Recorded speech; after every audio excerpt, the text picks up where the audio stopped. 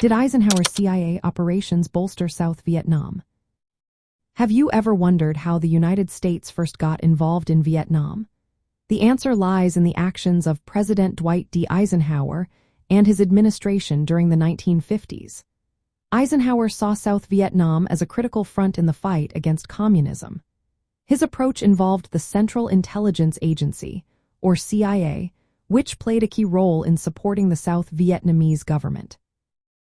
During Eisenhower's presidency from 1953 to 1961, the CIA engaged in various operations aimed at strengthening South Vietnam. The main goal was to contain the communist movement led by Ho Chi Minh in North Vietnam. To achieve this, the CIA provided military and financial aid to the South Vietnamese government. At first, Eisenhower's strategy focused on supplying weapons, funding, and training to South Vietnam rather than sending American troops. The CIA was involved in gathering intelligence, conducting psychological warfare, and carrying out paramilitary activities. These efforts aimed to undermine the Viet Minh and support Diem, who was the leader of South Vietnam after the French left. The CIA also attempted to infiltrate North Vietnam with teams for reconnaissance and sabotage. However, these missions often faced challenges. The reliability of local agents was questionable, and South Vietnamese authorities sometimes resisted these operations. This made it difficult for the CIA to gather useful intelligence. Psychological warfare was another important tactic. The CIA used radio broadcasts, leaflets, and disinformation campaigns to sway public opinion and destabilize the communist leadership. Eisenhower, drawing from his World War II experience, supported these tactics.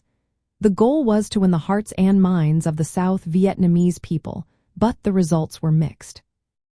Despite the CIA's efforts, the South Vietnamese government remained weak and heavily reliant on American support. The operations did not significantly strengthen the military or political stability of South Vietnam during the 1950s.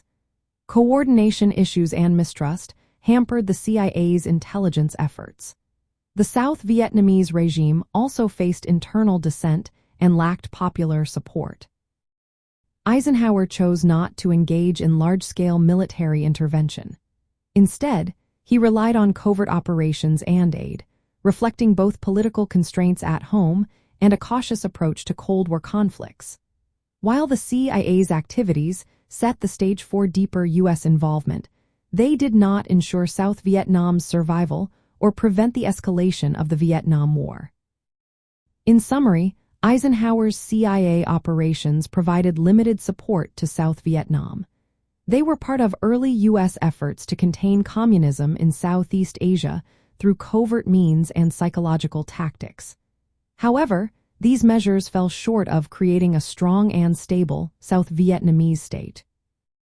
This situation illustrates the challenges of early American involvement, where intelligence activities were closely linked to political and military difficulties that would later contribute to the larger conflict.